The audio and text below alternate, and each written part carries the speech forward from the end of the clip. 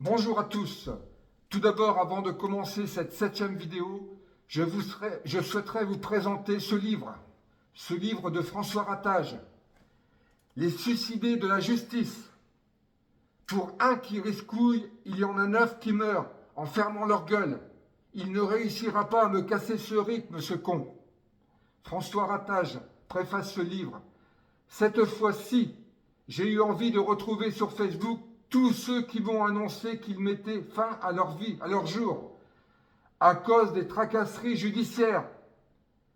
Préfèrent mourir que de souffrir ainsi, qu'ils m'expliquaient.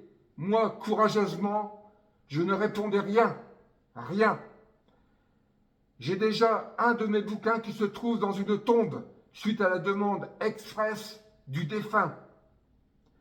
Considérez donc que celui que je vais écrire maintenant sera à répartir géographiquement parmi plusieurs sans que je sache combien à cet instant précis.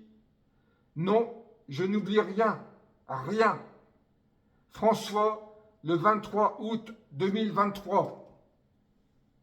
Les suicidés de la justice fait écho à la lettre recommandée que j'ai adressée à M. Éric Dupond-Moretti, ministre de la Justice. En ce dimanche 5 novembre 2023, 7e vidéo choc, dont j'ai appelé le titre « Et surtout, ne te retourne pas ». Vous pouvez me retrouver sur mon site je suis patrick.fr ainsi que nous sommes tous patrick.fr. Parjure et corruption à très grande échelle au cœur même de la justice, de la République.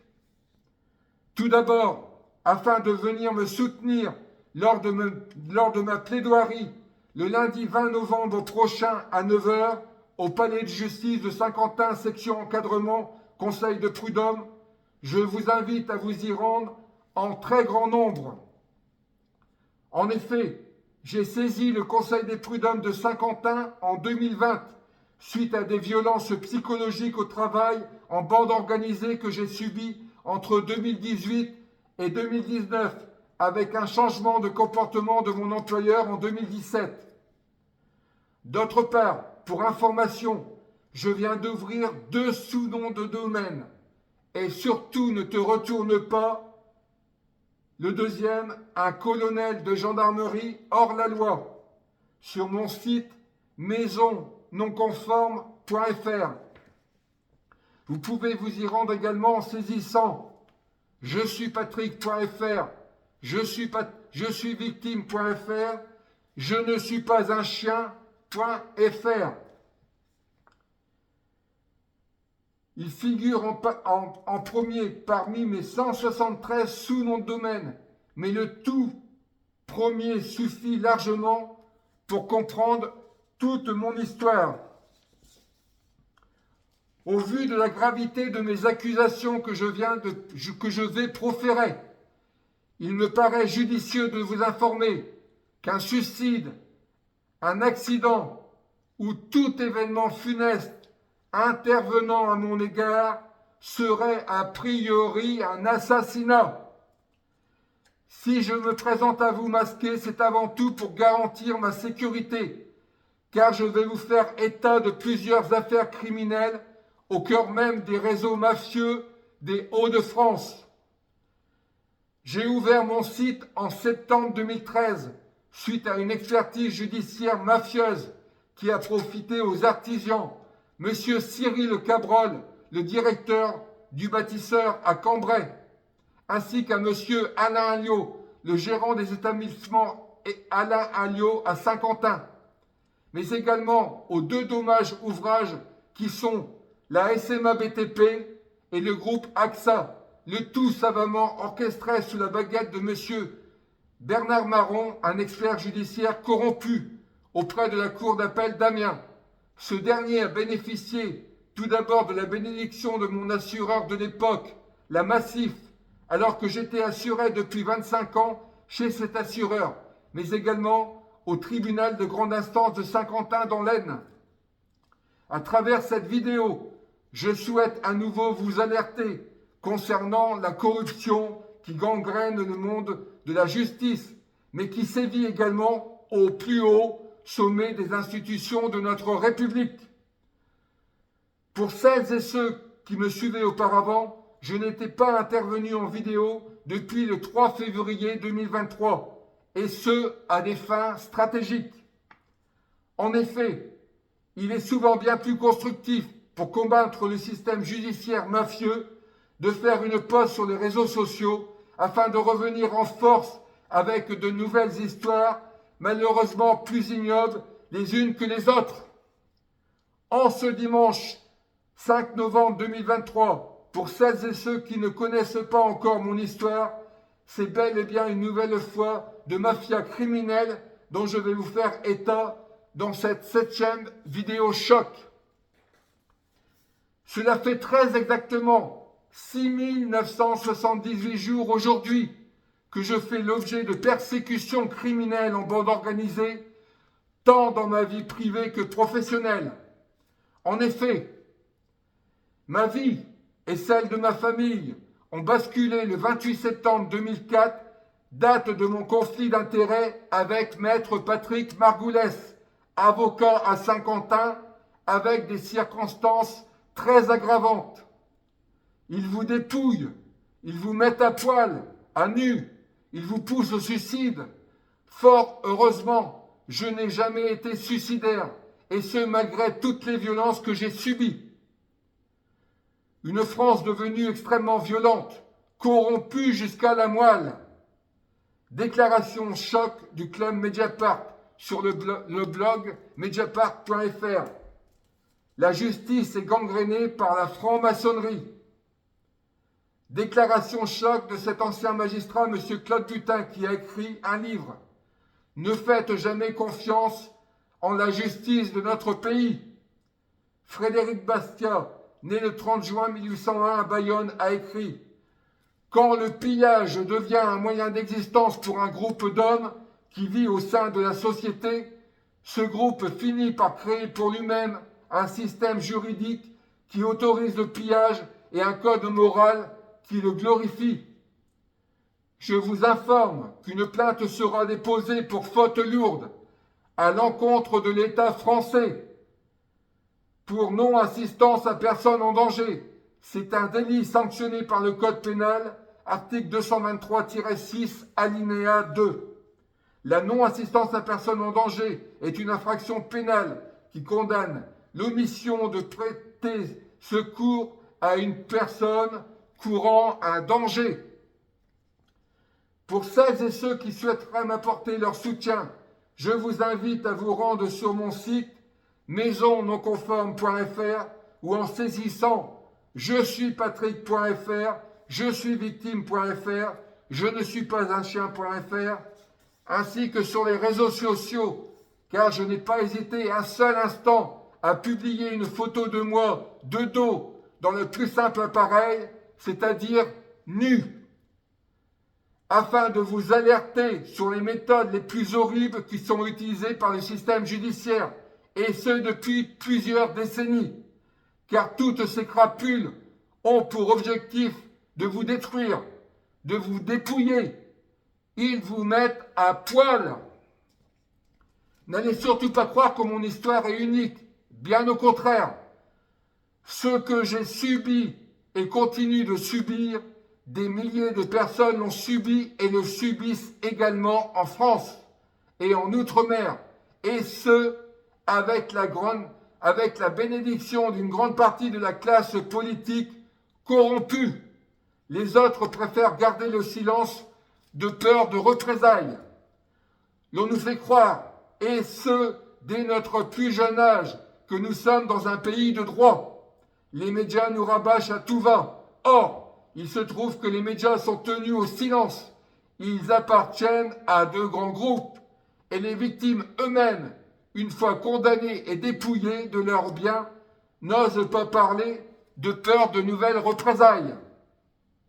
Je tiens à rappeler et à souligner qu'en raison des violences que j'ai subies, je suis depuis 2012 lanceur d'alerte et que pour cette raison, j'ai ouvert en septembre 2013 un site maisonnonconforme.fr. J'attire désormais votre attention sur le risque que j'encours. Florence Hartmann, lanceur d'alerte, ils risquent leur vie pour protéger la nôtre. Ce n'est pas rien. Je m'en prends au système judiciaire mafieux, aux magistrats, aux avocats, aux juges, aux greffiers, aux experts judiciaires, à toute la clique judiciaire. J'ai par ailleurs adressé plusieurs lettres recommandées au plus haut sommet de l'État et qu'en raison de l'omerta qui règne au cœur même de nos institutions, je suis désormais sur le point de faire tomber la plus grande organisation criminelle de tous les temps. Cette organisation criminelle mafieuse qui agit en bande organisée se fait appeler la justice. Elle sévit sous le drapeau bleu, blanc, rouge. Nous sommes bel et bien dans une justice où tout se passe dans le noir. Il faut savoir que ce sont les avocats qui sont en première ligne dans cette organisation criminelle. Ils étaient au nombre de 70 000 en 2022, dont une très grande partie au service des mafias. Les autres craignant pour leur carrière professionnelle, voire certains pour leur vie. Ces avocats crapuleux disposent d'une arme redoutable, car ils sont partout, dans les entreprises, les banques, les administrations, au plus haut sommet de l'État. Une grande partie d'entre eux ont formé des mafias. Ils copinent entre eux, sans oublier les magistrats, mais également l'ensemble du monde judiciaire. Article 5 de l'ordonnance du 22 décembre 1958, portant loi organique relative au statut de la magistrature, dispose que les magistrats du parquet sont placés sous la direction et les contrôles de leur chef hiérarchique et sous l'autorité du garde des Sceaux, ministre de la Justice, Monsieur le ministre de la Justice et garde des Sceaux, Éric Dupond-Moretti, en fonction depuis le 6 juillet 2020, soit 3 ans, 4 mois, soit un total de 1218 jours. Surnom, Acquitator, l'ogre du Nord. Il est à souligner que M. Éric Dupond-Moretti n'aura pas brisé la loi du silence, et ce malgré ma lettre recommandée que je lui ai adressée en date du 13 avril 2021. Cette lettre recommandée figure sur mon site maisonnonconforme.fr. Il est inévitable, il y aura énormément de suicides parmi les avocats, les magistrats, les gens de justice, les politiques corrompus. Je me fais fort désormais de faire tomber le cartel des Hauts-de-France avant la fin de l'année 2023. Comme je vous l'ai indiqué précédemment, une grande partie de ces avocats sont corrompus par le système judiciaire. Les autres gardent le silence de peur de représailles professionnelles ou d'atteinte à leur vie. Afin d'être crédible, et pour exemple, je souhaite porter à votre connaissance quelques exemples d'avocats qui ont subi des violences de la part de leur hiérarchie. Leur liste figure également sur mon site.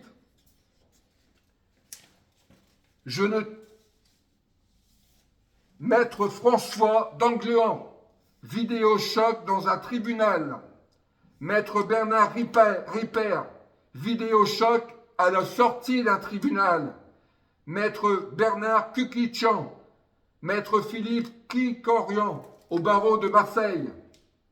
Maître Olivier Mesmer, qui fut retrouvé mort à 63 ans le 17 mars 2013 au large des îles de Boédic à Sémé, 2 mois après la reprise d'un de ses procès les plus périlleux. Alors qu'il venait d'acheter un yacht de 45 mètres et prévoyait de prendre bientôt sa retraite pour visiter les îles de Méditerranée.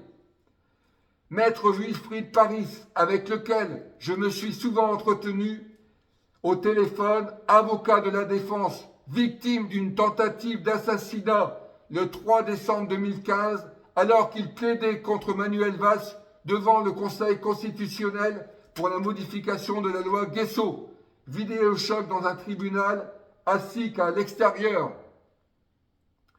Monsieur Wilfried Paris affirme qu'il a été victime d'une tentative d'assassinat. Maître Joseph Spiziliti, le sang a coulé, un homme de robe est mort, suicidé après en avoir blessé un autre à coups de pistolet.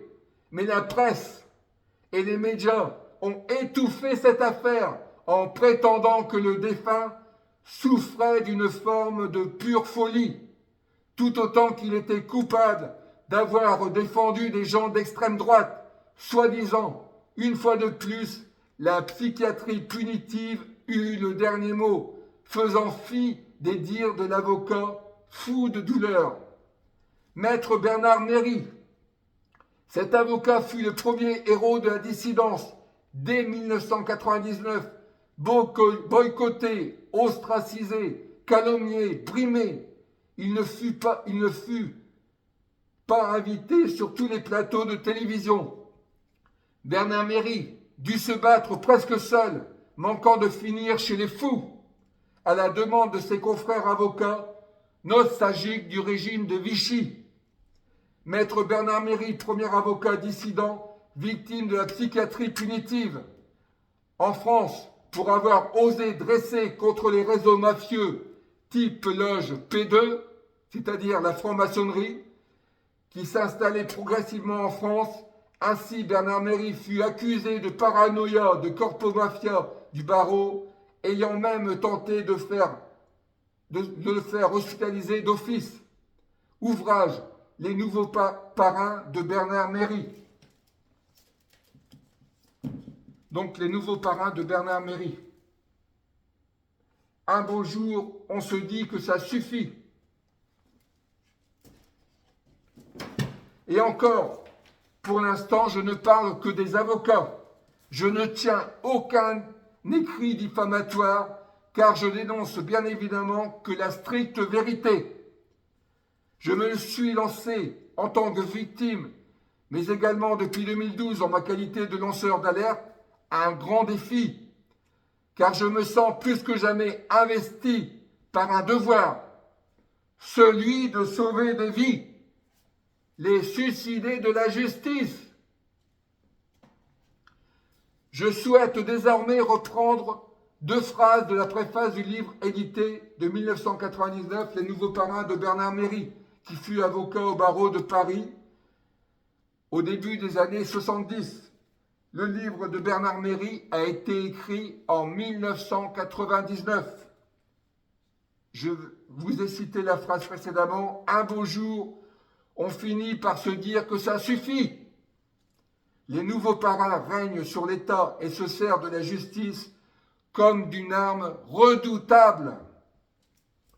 En ce qui me concerne, je dispose également d'une arme redoutable. Elle est pacifique, car elle ne tue pas contrairement à la justice. Il s'agit de la liberté d'expression.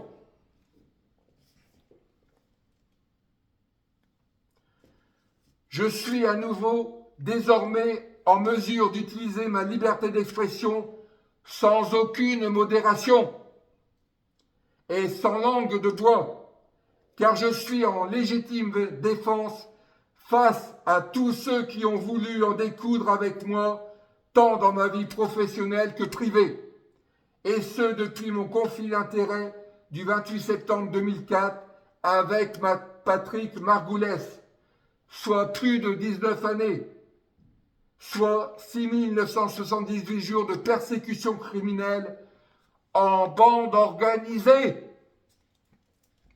J'ai déposé entre autres une plainte pour mobbing par lettre recommandée auprès du procureur de la République de Saint-Quentin en date du mercredi 13 mai 2020.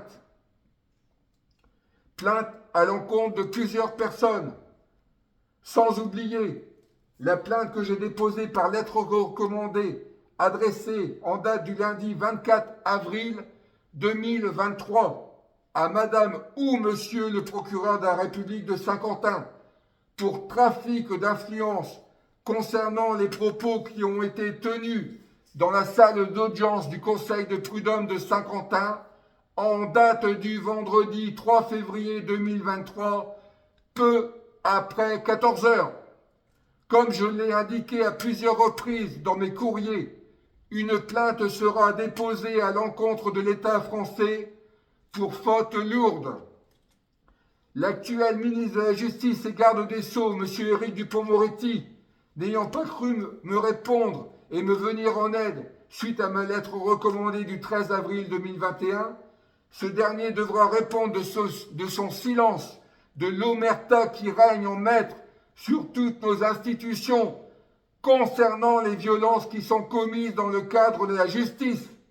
À plus forte raison qu'en page 23 sur 23, je lui avais indiqué, et je reprends ci-dessous le paragraphe de ma lettre recommandée citée plus haut, Monsieur le ministre de la Justice, avez-vous l'intention d'intervenir afin d'arrêter cette corruption au cœur même de la justice, afin de mettre fin à toutes les souffrances de vos concitoyens qui sont les victimes de ces mafias?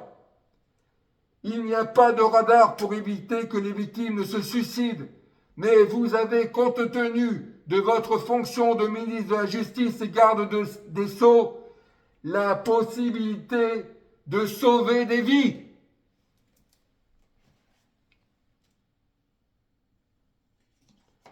Monsieur Éric Dupond-Moretti, ministre de la Justice, garde des Sceaux, 13 place Vendôme, 75 001 Paris.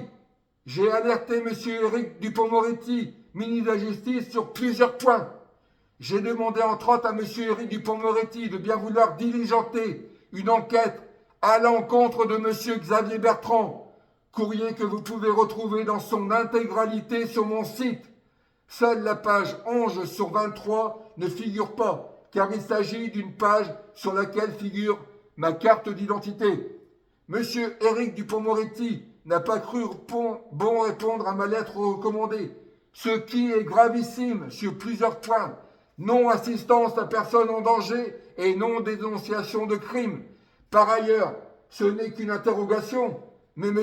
Éric Dupond-Moretti chercherait-il à éviter un scandale institutionnel et chercherait-il à préserver M. Xavier Bertrand, présumé innocent?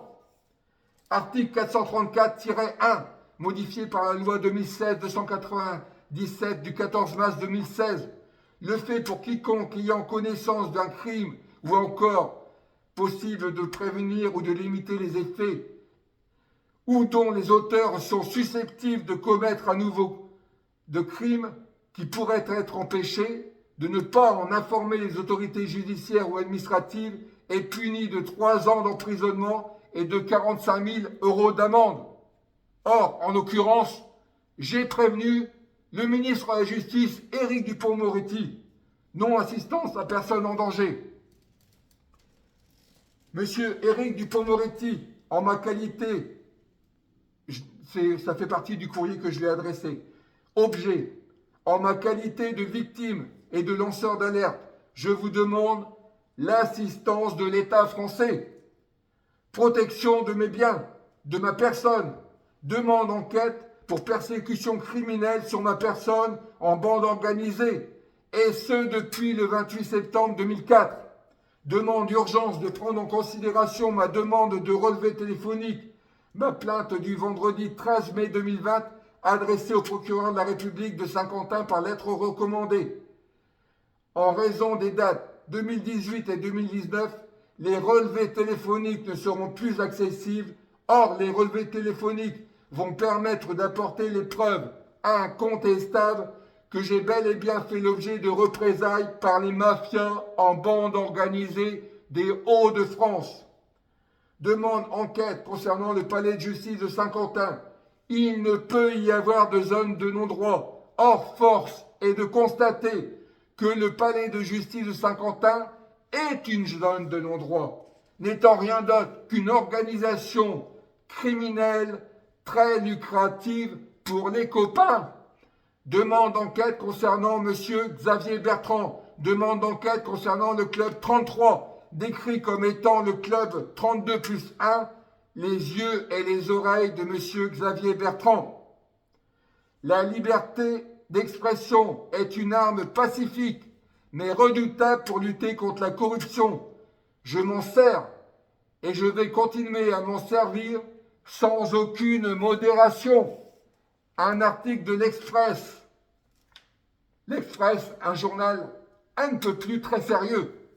L'Aisne, le vrai pouvoir des francs-maçons, élus, patrons, avocats, médecins, journalistes, leur figure de proue. Des effectifs en forte hausse. Xavier Bertrand, un frère contesté. Vous avez à l'intérieur de ce magazine tout un article sur la franc-maçonnerie qui en dit long par rapport à mes accusations.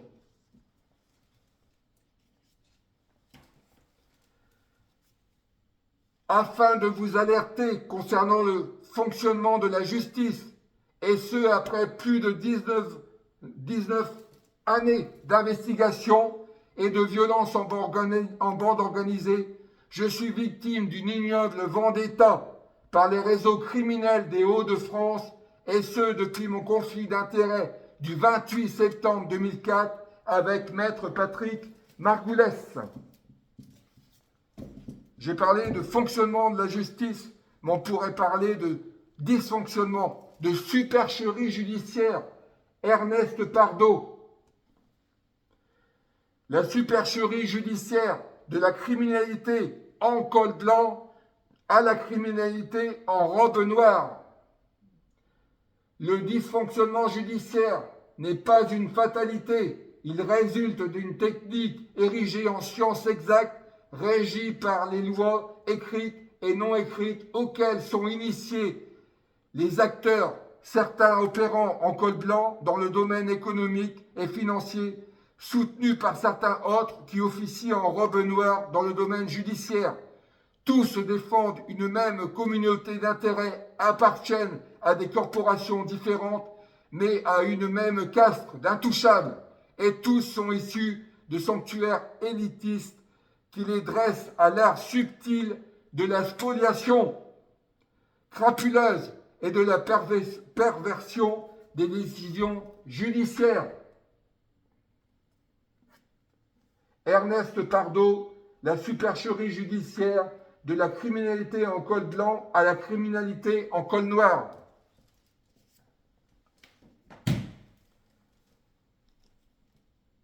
J'ai été également, en ma qualité de comptable et gestionnaire de paye, témoin d'un abus de biens sociaux à la SITCR, c'est-à-dire à la teinturerie de la chaussée romaine, dont le dirigeant était M. Philippe Prémy. Cet abus de biens sociaux a été réalisé sur 2 exercices comptables, 2001 et 2002, pour un montant total de 121 959,24 € hors taxes, soit l'équivalent précis de 800 000 francs. Afin que vous puissiez comprendre ce qu'est un conflit d'intérêts, je vais désormais vous expliquer une partie du déroulement de mon rendez-vous du 28 septembre 2004 à 18 h, rendez-vous qui aura duré 1 heure. Je suis reçu par Maître Patrick Margoulès dans son bureau qui se situe à l'étage, sans que ce dernier ne me dise, et ce pendant plus de 3/4 d'heure, être l'avocat de M. Philippe Prémy, le dirigeant de la teinturerie de la chaussée romaine. Il convient de préciser qu'au tout début de notre entretien, je m'étais présenté en précisant que je travaillais en qualité de comptable à la teinturerie de la chaussée romaine. J'ai ensuite demandé à Maître Patrick Margoulès de combien de temps je disposais. Ce dernier m'avait alors répondu, je le cite, « Prenez tout le temps nécessaire », sans oublier que je m'étais au préalable personnellement présenté, rendu dans les locaux de Maître Patrick Margoulès afin d'y prendre un rendez-vous. J'avais alors précisé à la collaboratrice de Maître Patrick Margoulès que je travaillais en qualité de comptable à la teinturerie de la chaussée romaine, sur la zone industrielle de Rouvroy-Morcourt. Durant cet entretien, j'ai fait part à maître Patrick Margoulès de harcèlement moral au travail, avec souffrance au travail, mais également document à l'appui d'une flagrance, je dis bien d'une flagrance d'abus de biens sociaux sur 2 exercices comptables. 2001, une première facture pour un montant de 71 041,24 € hors taxe. 2002, une deuxième facture pour un montant de 50 918 € hors taxe. Montant total des 2 factures, 121 959,24 €, soit l'équivalent de 800 000 francs. Précisément. Le 2 septembre 1996, suite à un redressement de la société nouvelle Teinturerie de la Chaussée-Romaine, cette dernière est vendue pour un montant de 1 million de francs. La société de Coster à la Gorge détient alors 80% des parts sociales pour un montant de 800 000 francs et devient alors majoritaire. Monsieur Philippe Rémy achète quant à lui 10% des parts sociales pour un montant de 100 000 francs. Les 10 autres pourcents restants sont achetés par le directeur Teinture, soit un montant de 100 000 francs. Ce dernier revendra ses parts à monsieur Philippe Rémy quelque temps après pour un montant total de mémoire de 120 000 francs, soit une plus-value pour le directeur Teinture de 20 000 €. Monsieur Régis Brabant, le directeur de la teinturerie de Coster, décide de revendre ses parts, ses 80% de parts. Monsieur Philippe Rémy est intéressé par ce rachat. Force est de constater que les 80% des parts détenues par la société de Coster ont été achetées avec 2 factures fantaisistes de prêt de personnel en dépouillant la teinturerie de la Chaussée-Romaine d'un montant de 121 959,24 € hors taxe, soit l'équivalent de 800 000 francs. Or, il se trouve qu'il n'y a jamais eu de prêt de personnel entre la société de Coster et la société Teinturerie de la Chaussée-Romaine. Il va de soi que cette opération aura permis à M. Philippe Rémy et à sa famille de racheter les 80% des parts détenues par la société de Coster, et ce, pour un euro symbolique. La teinturerie de la Chaussée-Romaine étant très rentable, car M. Philippe Rémy et sa famille se sont octroyés dans la foulée sur 2 exercices comptables de mémoire 80 000 ou 90 000 € de dividendes. Nous sommes bel et bien dans une flagrance d'abus de biens sociaux et la gestion très particulière de M. Philippe Rémy aura conduit la teinturerie de la Chaussée-Romaine en janvier 2009 de mémoire en liquidation judiciaire avec pour conséquence le licenciement du personnel.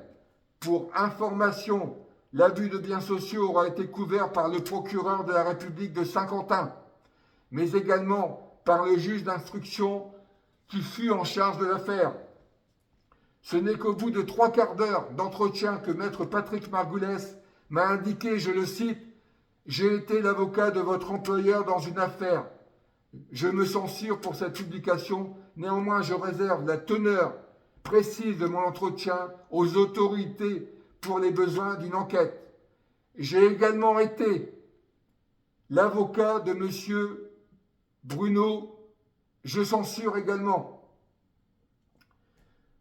Je ne vais pas pouvoir prendre cette affaire, Patrick Margoulès a-t-il déclaré. Mais pour m'excuser, je vous propose de vous mettre en contact avec 2 avocats avec lesquels j'ai l'habitude de travailler, maître Gilles Laurent et maître Philippe Vignon. Dans la foulée, maître Patrick Margoulès a téléphoné devant moi au secrétariat de maître Philippe Vignon afin de me prendre un rendez-vous. Le 9 novembre 2004, soit 43 jours après mon conflit d'intérêts avec maître Patrick Margoulès, après plus de 20 années en ma qualité de comptable et gestionnaire de paye à la teinturerie de la Chaussée-Romaine, je suis victime d'un premier complot. En effet, M. Philippe Rémy a organisé une réunion savamment orchestrée en présence de ses plus fidèles collaborateurs afin d'organiser le remplacement de la secrétaire de direction en charge de la facturation et qui allait être en congé maternité. Puis, M. Philippe Rémy m'a signifié mon licenciement pour refus de travail. Licenciement fantaisiste et sous attestation mensongère et calomnieuse rédigé par des salariés corrompus avec le versement d'une prime exceptionnelle. Licenciement que j'ai aussitôt contesté par lettre recommandée, puis saisi le conseil de prud'homme. C'est lors de l'audience de conciliation que j'ai réalisé l'ignoble complot et la face cachée de la machine judiciaire. Une justice entre copains pour les copains. Comme indiqué précédemment, M. Philippe Rémy a produit des attestations à mon encontre sous la forme de corruption. Il est allé jusqu'à contester le fait que les primes exceptionnelles avaient été versées pour récompenser les personnes ayant rédigé des attestations, tout en produisant un livre de paix, en se gardant bien d'y faire figurer le collège cadre et étam. Or, il se trouve que je disposais de toutes les preuves, à savoir les attestations étaient non seulement calomnieuses, mensongères et fantaisistes, mais avaient été rédigées en contrepartie d'une prime exceptionnelle et pour 2 autres personnes, subornation avec emprise sur personnes vulnérables.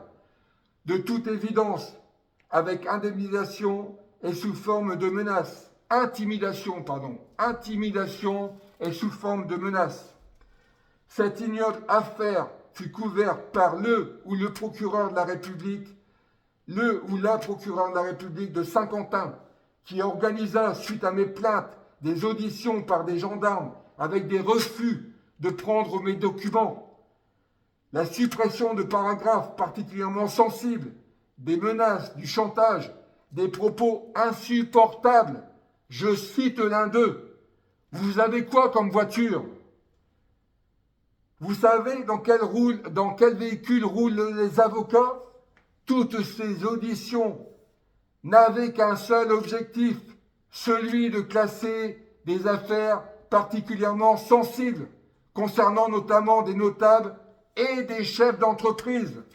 Je suis victime d'ignobles persécutions criminelles en bande organisée, tant dans ma vie professionnelle que privée, et ce depuis le 28 septembre 2004, date de mon conflit d'intérêts avec Maître Patrick Margoulès, avocat à Saint-Quentin. C'est avec des exemples clairs et précis que nous ferons tomber les mafias criminelles qui gangrènent le monde de la justice. C'est la raison pour laquelle je souhaite créer un choc sans précédent afin d'inciter toutes les victimes de nos institutions judiciaires à venir nous rejoindre sans plus attendre dans un élan pacifique et national, tous unis contre la barbarie de nos institutions. Je vais désormais vous faire état de la liste des avocats ayant eu en charge mes intérêts, et ce depuis 2005. Il va de soi qu'il y aura bien un procès, comme il y en a eu un célèbre à Nuremberg, car le parjure et la corruption judiciaire sont non seulement des tortures mentales pour des milliers de victimes et leurs familles, mais également des crimes d'une barbarie ignoble et inacceptable. L'argent du pillage qui est pratiqué sans limite depuis des décennies devra être restitué avec intérêt et indemnisation aux victimes ainsi qu'à leurs familles. Maître Patrick Margoulès, avocat et ancien bâtonnier. Maître Philippe Vignon, avocat. Maître Dominique Cambier-Trichier, avocate. Maître Michel Tanguenit, avocate. Maître Philippe Brun, avocat. Maître Julie Coutan, avocate. Maître Stéphane Angelegele, avocat. Maître Karine Martin, avocate. Maître Christophe Donnette, avocat. Maître Marie-Pierre de Remaux, avocate. Maître Christophe Guévenoux-Glorian, avocat à la direction de la Massif. La liste est très longue, très longue. Je tiens à préciser que mon dernier avocat, maître, je censure pour cette vidéo, a rédigé puis a adressé une requête en 2020 au Conseil des prud'hommes de Saint-Quentin. Toutefois, ce dernier, et uniquement ce dernier, a-t-il craint des représailles pour ne pas venir me représenter à Saint-Quentin? D'autant que, comme je vous l'ai indiqué précédemment, je ne sais que trop bien que certains avocats font parfois l'objet de menaces, à plus forte raison qu'il s'agit d'un dossier très sensible qui met en cause les réseaux criminels des Hauts-de-France. J'ai d'ailleurs recueilli, lors de mes investigations, et ce depuis 19 années, plusieurs exemples de cas de représailles que je vous ai cités précédemment. Je vais également vous parler de nos chers politiques, Éric Dupond-Moretti, Elisabeth Borne, Emmanuel Macron, de l'Assemblée nationale, du Sénat, de la Cour des comptes, du Conseil d'État, parjure et corruption à très grande échelle, au cœur même de la justice de la République. Une justice en trompe-l'œil, complot à l'encontre du peuple français et d'outre-mer. Monsieur Éric Dupond-Moretti, à mon très grand regret, n'aura pas cru bon briser la loi du silence, suite à ma lettre recommandée que je lui ai adressée le mardi 13 avril 2021. Cela fait maintenant plus de 2 ans et demi. L'omerta, le maître mot dans toutes nos institutions, sans aucune exception. J'ai mis en cause, depuis 2004, plusieurs dizaines d'avocats pour des faits de corruption en bande organisée, pour des faux en écriture publique, usage de faux, corruption, trafic d'influence, extorsion de fonds et bien d'autres délits. Il est évident que ces personnes risquent plusieurs années de prison. Je peux vous affirmer, au vu de ce qui se passe en France, et ce, dans une totale méconnaissance d'une majorité de la population qui est manipulée par les médias, craindre à nouveau pour ma vie. Ils risquent leur vie pour protéger la nôtre. Lanceur d'alerte. Il faut savoir qu'en France, des personnes se suicident ou sont assassinées, les suicidés de la justice, par les mafias, au sein desquelles se trouve une très grande partie de notables, de politiques, d'avocats, de magistrats, qui ne veulent qu'une seule chose, s'enrichir en pillant leurs victimes, tout en usant de leur statut au sein même de la justice, de leur pouvoir, au cœur même de la justice, abus de pouvoir, excès d'ego. Cette corruption s'exerce depuis plusieurs décennies, dans un premier temps, comme je vous l'ai indiqué précédemment, à travers les premières lignes, c'est-à-dire les avocats corrompus. Ils servent de rabatteurs pour leurs copains. Ma démarche a pour objectif principal de sauver des vies, les suicidés de la justice. Car la justice est mafieuse, véreuse, elle est gangrénée sur tout le territoire français, de métropole et d'outre-mer, par les réseaux criminels qui ont infiltré la franc-maçonnerie.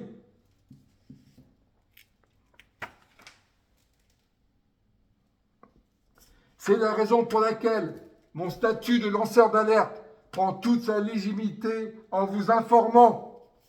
Cette organisation criminelle, mafieuse, qui agit en bande organisée, se fait appeler la justice. Elle sévit sous le drapeau bleu-blanc-rouge. Comme je vous l'ai indiqué, une très grande majorité de nos politiques sont corrompus par le système depuis plusieurs décennies, avec notamment l'infiltration des mafias criminelles au cœur même de la franc-maçonnerie. Ces derniers, en ont pris possession afin de mieux pouvoir les contrôler, dans le but de s'enrichir.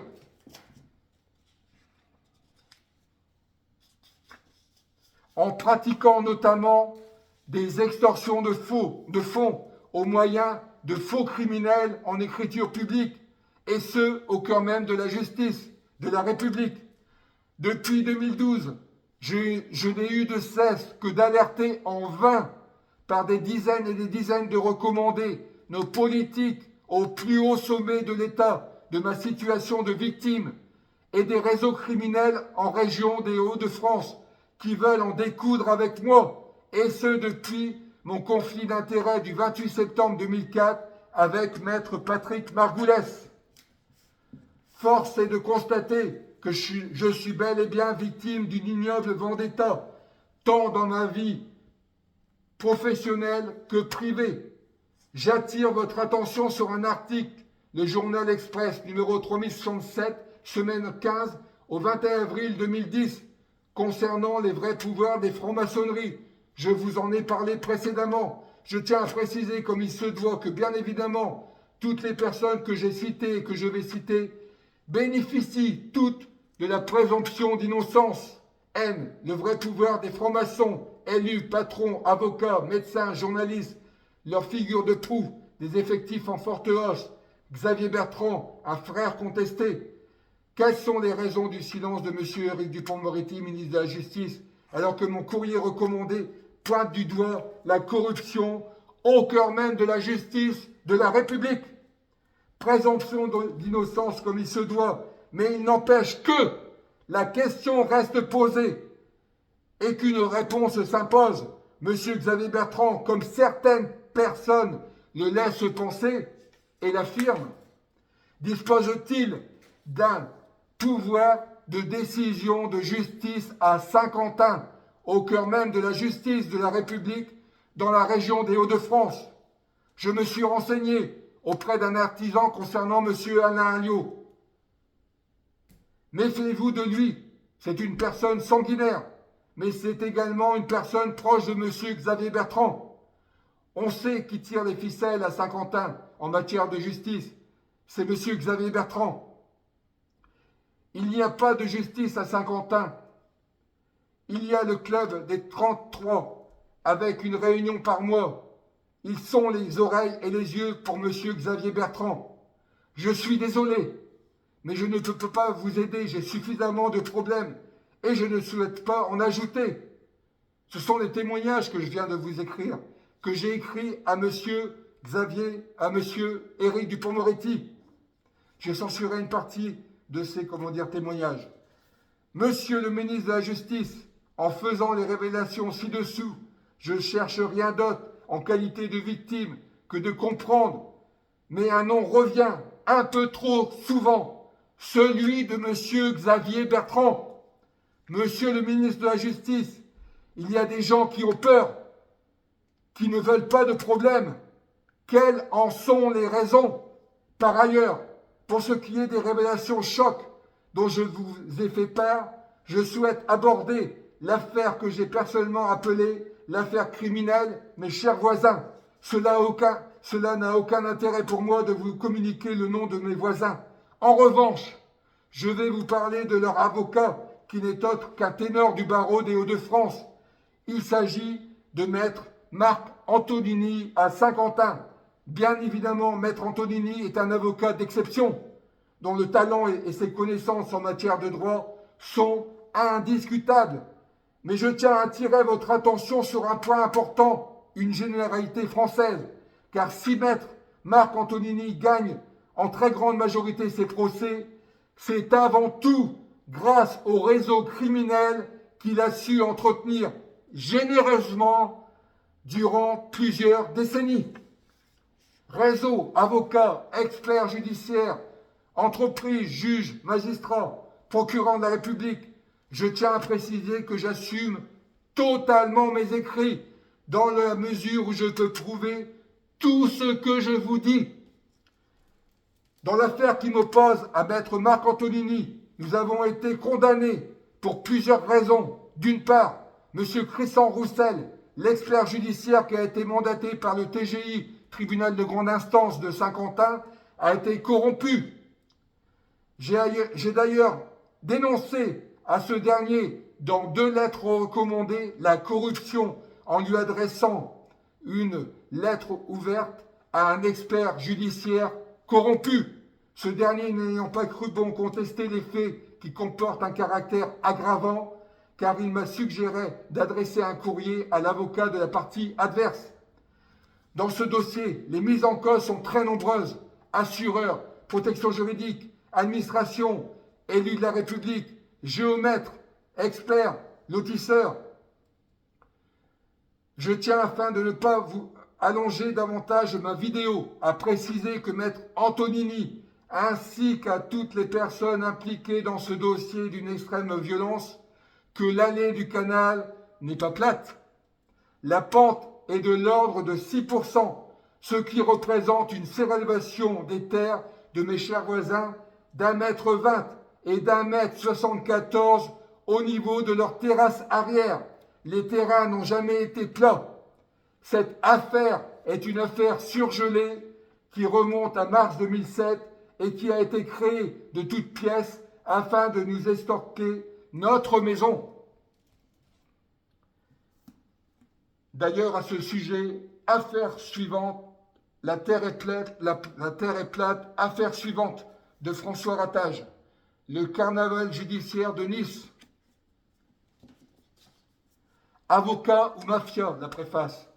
La situation est gravissime. En France, la profession d'avocat dispose d'un monopole légal pour défendre vos droits.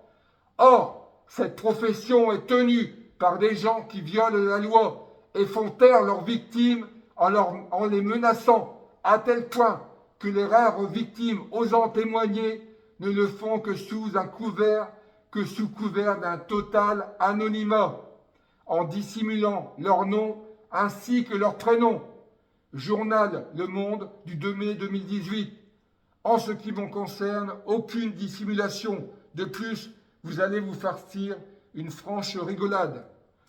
En ce qui me concerne, je suis Patrick.fr, je ne dissimule que mon visage et vous en comprenez les raisons. Donc, je vais reprendre. Je souhaite ajouter que, curieusement, j'ai fait l'objet d'une escroquerie par usurpation d'identité. En effet, une personne a ouvert un compte en mon nom à Boursorama Banque et a établi 2 chèques impayés pour un montant total de 9 400 €. Fait qui remonte à juillet de l'an dernier.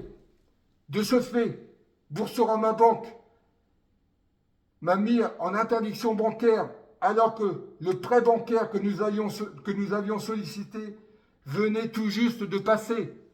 Un prêt bancaire concernant uniquement la réalisation d'un mur de retenue de terre. C'est-à-dire que si je n'avais pas été dans le cas, si ce n'avait pas été le cas, nous aurions perdu notre maison, car la partie adverse aurait procédé à la saisie de nos biens, y compris de notre maison, qui aurait été revendue aux enchères, et nous savons tous comment se passe ce genre de vente. Maître Marc Antonini, ainsi que ses clients, se trouvent en très grande difficulté dans ce dossier.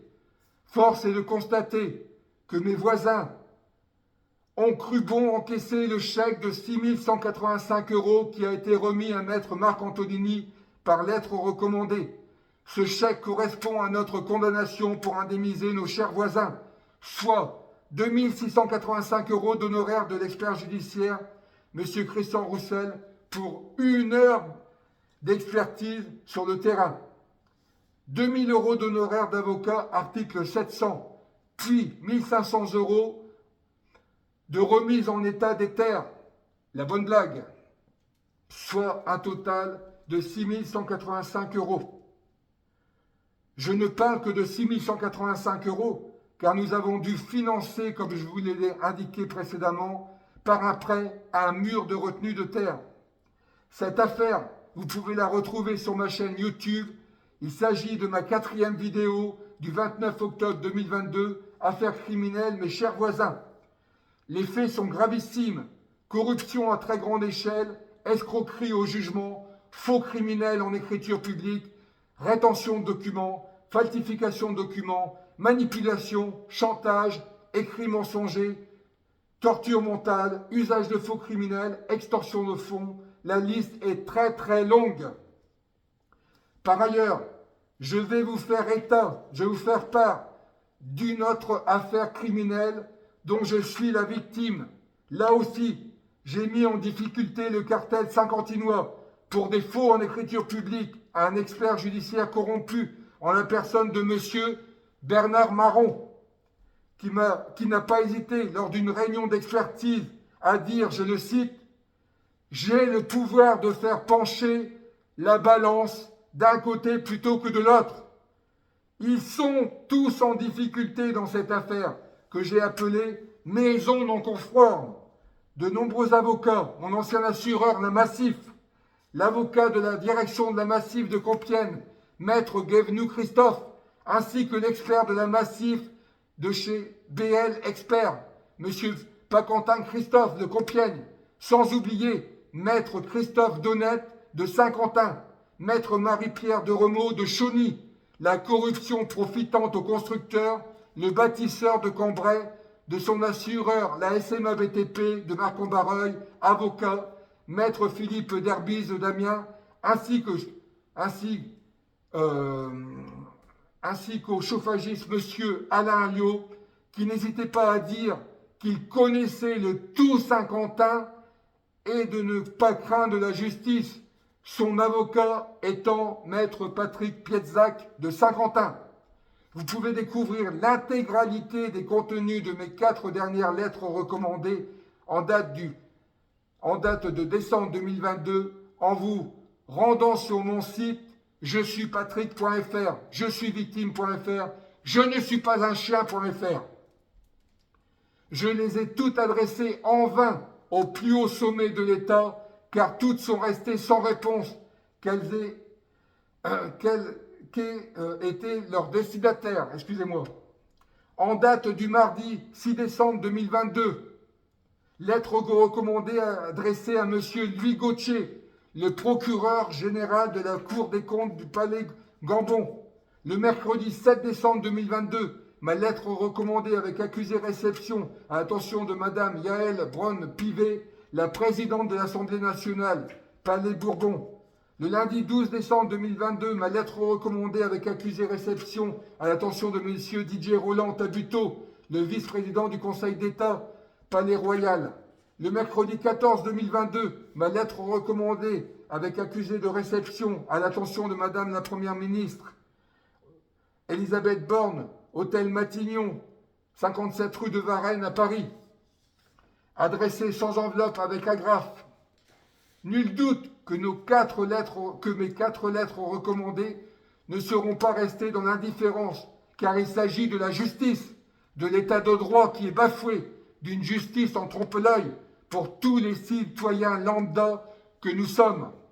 Alerte rouge, comme dirait maître Wilfried Paris, car j'ai lancé de très très graves accusations à l'encontre d'un très grand nombre de nos politiques qui sont corrompus pour la plupart, les autres gardant le silence car craignant pour leur carrière professionnelle, mais également pour leur vie.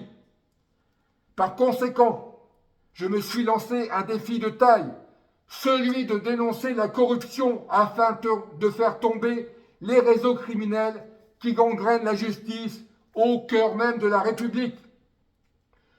Je ne vais pas m'étendre davantage sur le sujet, mais je tiens à préciser, la justice tue. Elle tue encore et encore, sans jamais s'arrêter, et ce depuis des décennies, car c'est très lucratif pour les mafias criminelles qui agissent en bande organisée, et ce sur tout le territoire français. Elle pousse les victimes au suicide. Scandale institutionnel sans précédent au plus haut sommet de l'État. La liberté d'expression est un droit pour tous les citoyens de France. C'est en ma qualité de victime et de lanceur d'alerte que la question se pose alors que je suis sur le point de faire tomber l'une des organisations criminelles les plus lucratives de France qui, d'après les calculs de cet ancien ingénieur, M. François Ratage, aujourd'hui investigateur, écrivain, illustrateur, rapporte 120 milliards d'euros à cette mafia. François Ratage, Justice de merde, tome 1. Il en existe 7.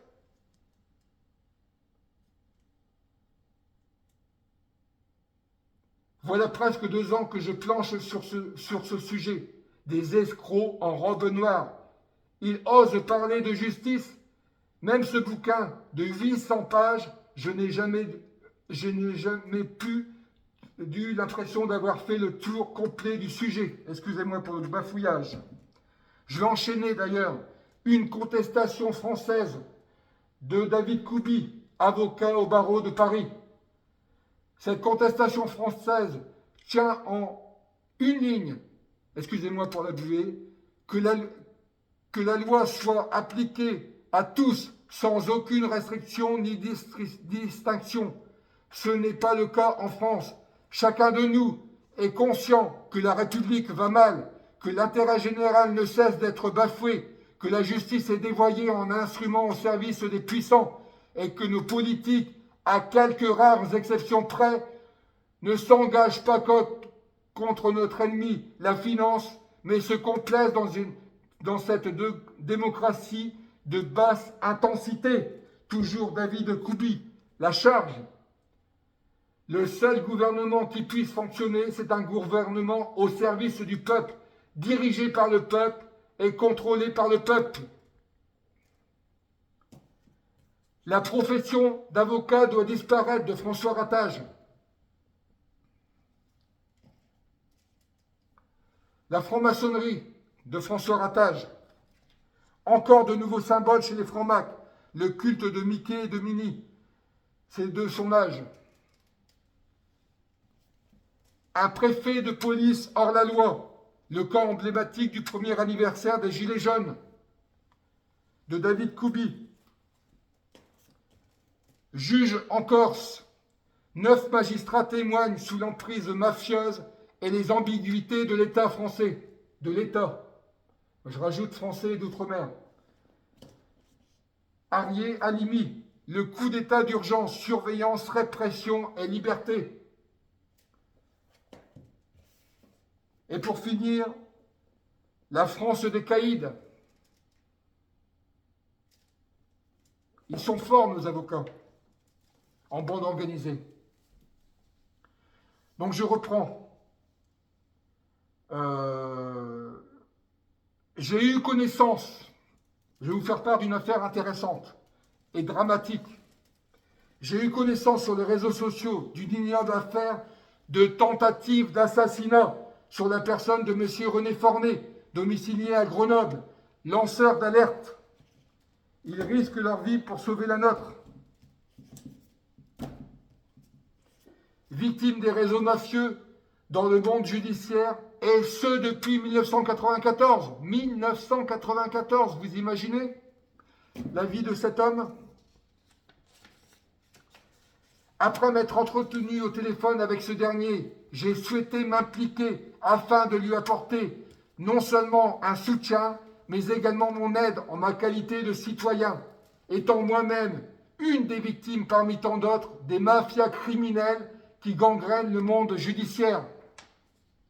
D'autre part, je suis tout comme M. René Fornet, lanceur d'alerte, et souhaite alerter l'opinion publique sur le risque qui continue de peser sur la personne de M. René Fornet, à savoir une nouvelle tentative d'assassinat qui, cette fois, pourrait fort bien lui être fatale.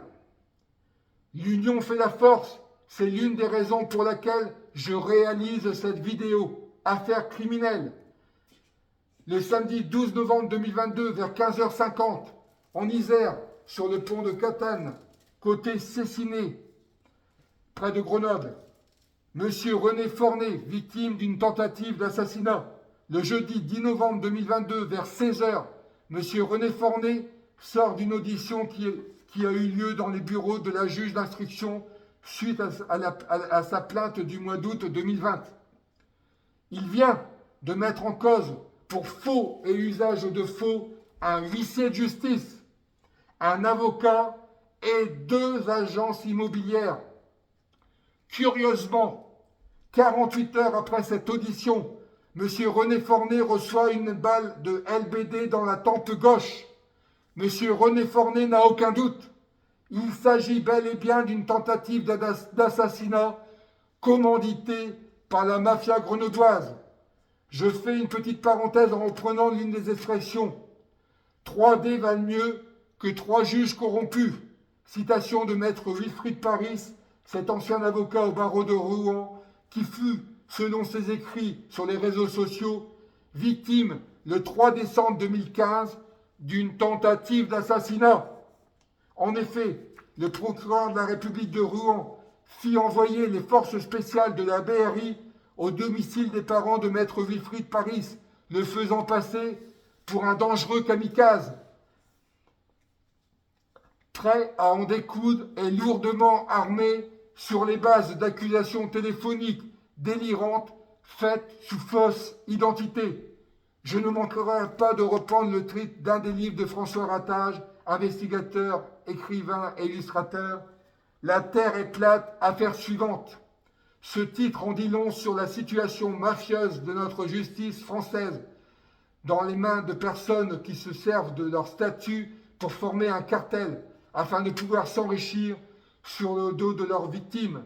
François Ratage ne manque pas de pointer l'implication et l'emprise des réseaux maçonniques qui sont la raison de tous nos malheurs judiciaires, de personnes ordinaires dont je fais partie. La corruption, une tradition bien française dans le monde de la justice.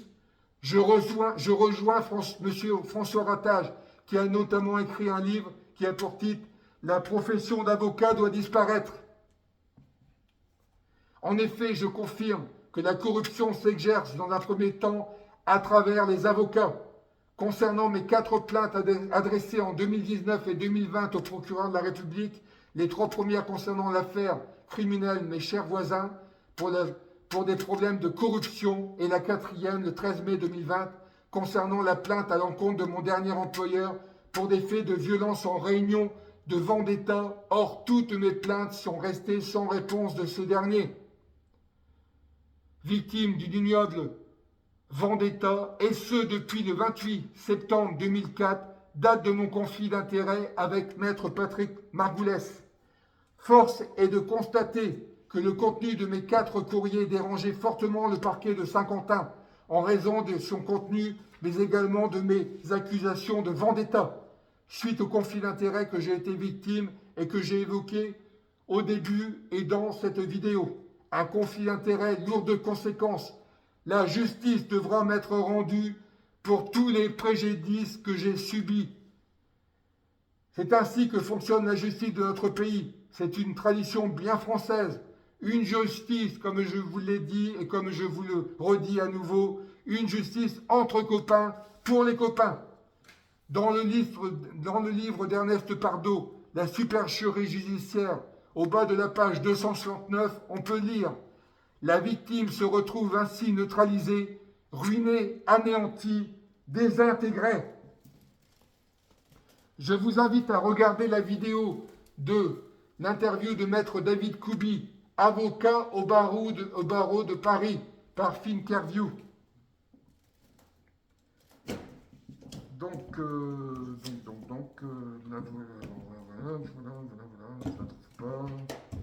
Je ne trouve pas le livre. Je vous l'ai montré précédemment. Voilà. Voilà.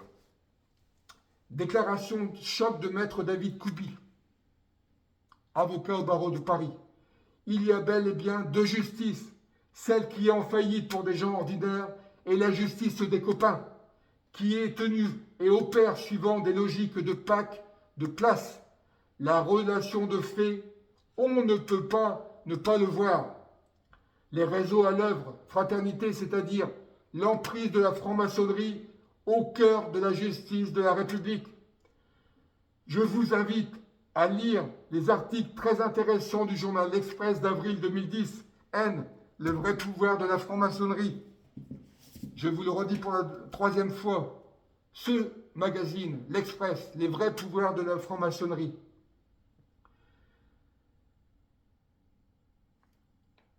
Donc, livre d'avril 2010. haine, le vrai pouvoir de la franc-maçonnerie, élus, patrons, avocats, médecins, journalistes, leur figure de proue, des effectifs en forte hausse en 2010, des effectifs en forte hausse. Nous sommes le 5 novembre 2023, il y a 13 ans. Tant que les citoyens français ne seront endormis, les mafias criminelles au cœur même de la justice de la République continueront à s'enrichir sur le dos de leurs victimes, et ce, dans l'indifférence d'une société totalement aveuglée par les médias. Je vous avais indiqué dans ma première vidéo que je n'étais pas la seule victime de cette corpomafia. Nous sommes des milliers dans ce cas à être victimes de persécutions criminelles par les réseaux judiciaires mafieux, et ce, dans une indifférence totale du pouvoir politique, mais également des médias, car ces derniers sont tenus au silence par les réseaux criminels. La corruption et le pillage judiciaire mafieux sont sans limite. Ils sont couverts par l'ensemble de la profession, les uns étant corrompus, les autres craignant pour leur vie et leur carrière professionnelle. Il faut savoir qu'une partie de la profession finit par démissionner, car ne pouvant plus exercer son activité dans des conditions dites normales. J'ai également subi de graves violences dans ma vie privée, affaire maison non conforme, qui remonte à juillet 2007, date du début de la construction de notre maison. En effet, j'ai été victime, dans le cadre de la construction de notre maison en 2007 et 2008, d'actes de sabotage de la part de notre constructeur, mais également de l'entreprise de plomberie chauffage. C'est bien évidemment d'une façon de neutraliser une victime, afin de l'empêcher de quitter la région et ainsi pouvoir lui faire subir les violences psychologiques pour la pousser au suicide. Mais fort heureusement, encore une fois, je ne suis pas suicidaire. Ce n'est pas le cas de toutes les victimes du système judiciaire. En 2009, j'informe en toute transparence mon assureur de l'époque, la Massif. Ce dernier mandatera un avocat, mais également un expert d'assurance afin de défendre nos intérêts. Le tribunal de grande instance est saisi, mandatera un expert judiciaire. Or, je m'aperçois très rapidement que l'avocat mandaté par l'assureur de la Massif ainsi que l'expert d'assurance ne nous défendent absolument pas. Pire encore, ils copinaient tous deux avec l'expert judiciaire et les parties adverses, à savoir l'avocat du constructeur, le directeur et le responsable chantier, l'avocat du plombier chauffagiste et son gérant, ainsi que toutes les personnes adverses présentes.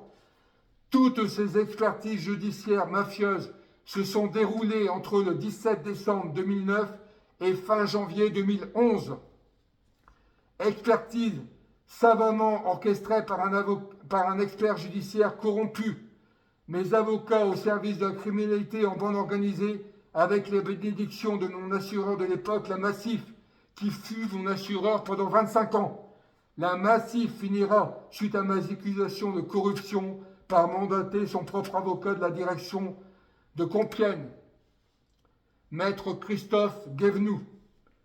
Non pas pour nous défendre, mais pour copiner avec les parties adverses, afin de nous faire accepter par différents courriers une proposition fantaisiste de 4 970 € sous les menaces, le chantage, les intimidations, afin de clore un dossier puant, véreux, d'une barbarie ignoble, avec des gens sans scrupules, n'hésitant pas à braver tous les interdits, y compris des faux en écriture publique, au profit du constructeur de la société de chauffage et de plomberie, sans oublier les assureurs des parties adverses, la SMA BTP et le groupe AXA, car c'est ainsi qu'ils réalisent des milliards d'euros d'économies sur le dos de leurs victimes qu'ils indemnisent qu'à minima. C'est ainsi que fonctionne la Massif qui, d'après les informations que j'ai pu recueillir, a déjà été condamné à indemniser ses clients pour des faits similaires. Le système judiciaire mafieux fonctionne selon un mode opératoire bien connu qui transforme les victimes en bourreaux. Les agents d'exécution deviennent ainsi des victimes qui s'enrichissent.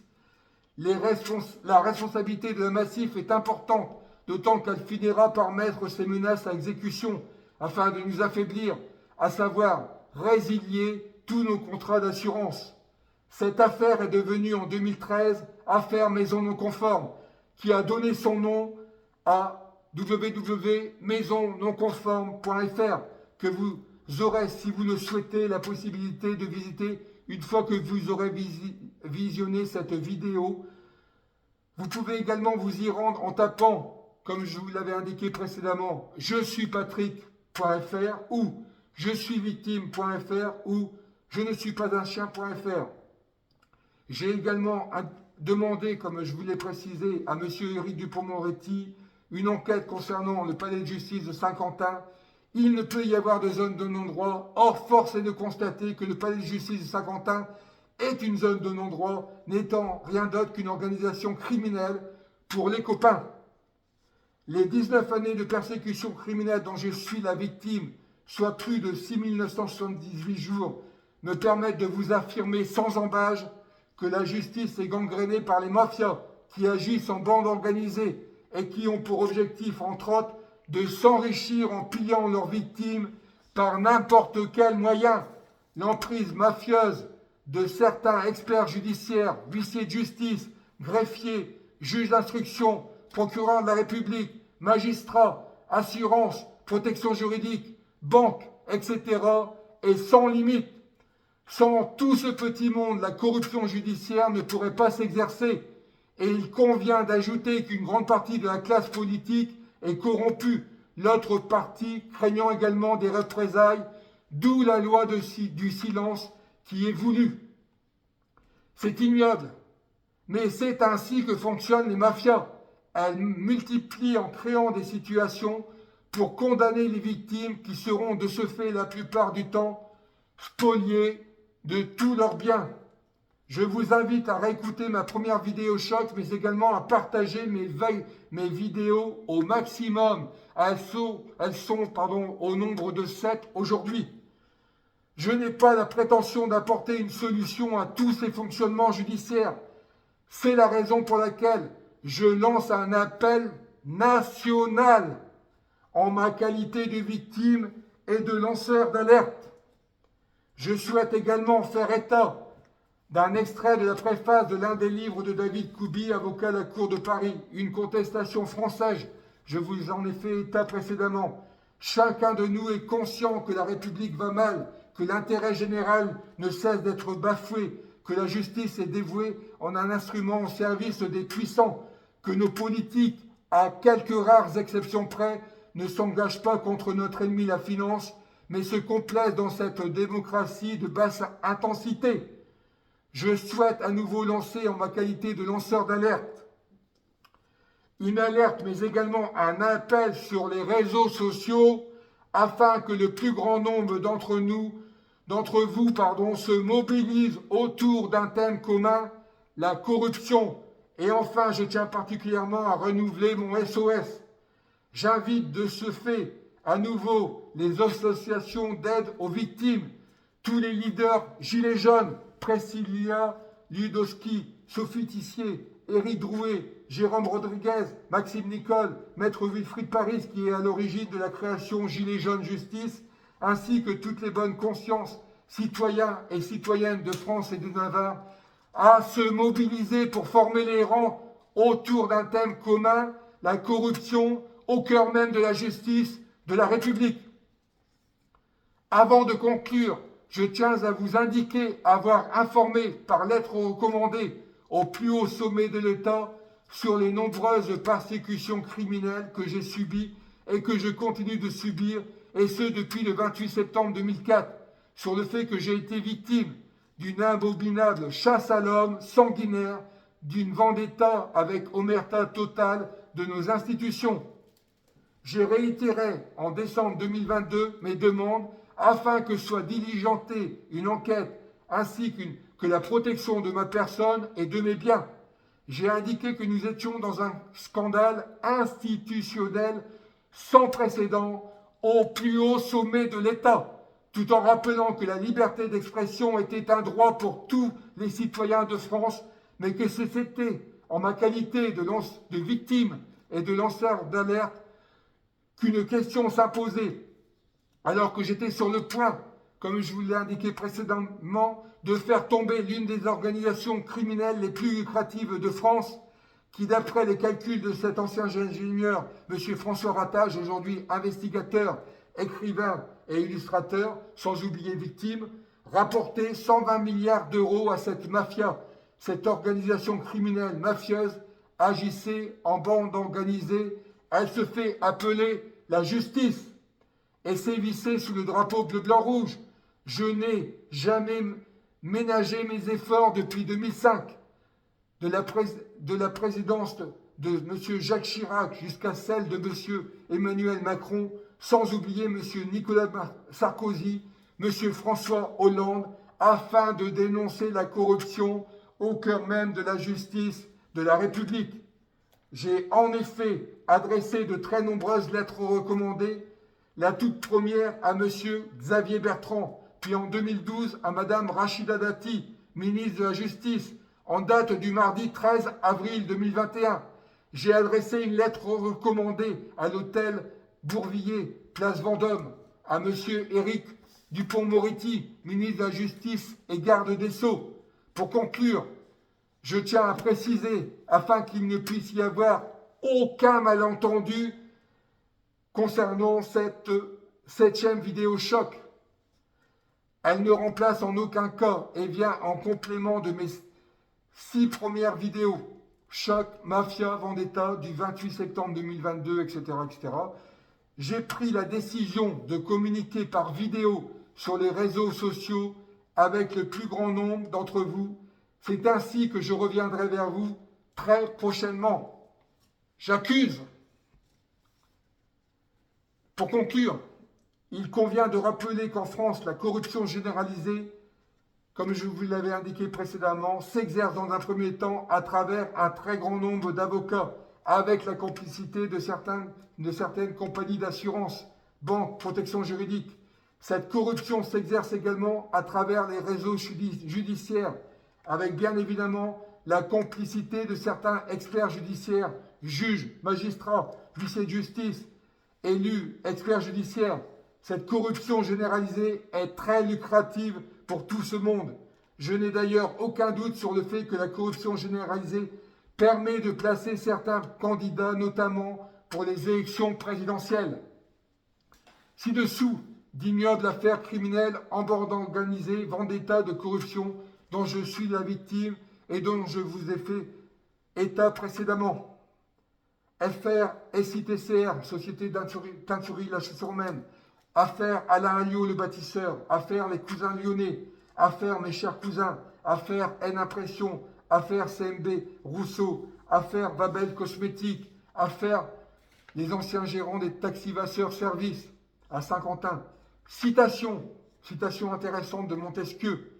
Il n'y a point de plus cruelle tyrannie que celle que l'on exerce à l'ombre des lois et avec la couleur de la justice. Maximilien Robespierre, c'est aux classes fortunées que vous voulez transférer la puissance. Vous voulez diviser la nation en 2 classes, dont l'une ne sera armée que pour contenir l'autre. La liberté d'expression est une arme redoutable pour lutter contre la corruption.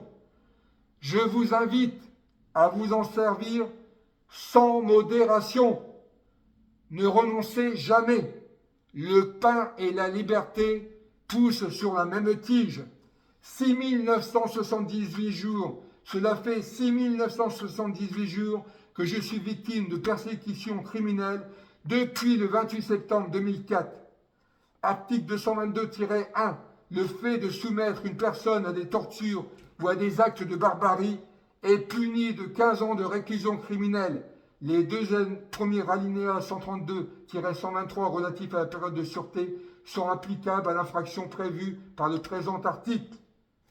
Je suis en résistance face à l'oppression, victime des réseaux mafieux au cœur même de la justice, qui ont décidé de me détruire criminellement en me portant préjudice, tant dans ma vie professionnelle que privée. Je suis de ce fait en légitime défense. 6978 jours de persécution. Je suis lanceur d'alerte. La loi Sapin 2 a introduit l'article 122-9 du Code pénal qui prévoit une immunité pénale pour les lanceurs d'alerte qui portent atteinte à un secret protégé par la loi dès lors que cette divulgation est nécessaire et proportionnelle à la sauvegarde des intérêts en cause, qu'elle intervient dans le respect des procédures de signalement définies par la loi et que la personne répond aux critères légaux de définition de lanceur d'alerte de la loi Sapin 2. En ce qui me concerne, j'interviens également pour sauver des vies, les suicidés de la justice. Voilà, je pense vous avoir fait état d'un certain nombre de choses très importantes. Maintenant, je compte sur vous pour réagir face à ma vidéo, réagir en très grand nombre, afin de faire bouger les premières lignes. D'autre part, je vous invite, comme je vous ai invité précédemment, à venir me soutenir le lundi 20 novembre à 9 h au Palais de justice de Saint-Quentin, section Prud'homme, pour une affaire de vendetta en bande organisée. Merci à tous pour votre écoute. À très bientôt. Je reviens très bientôt vous faire état de la suite de mes différents dossiers et de la suite de ces différentes affaires. À bientôt.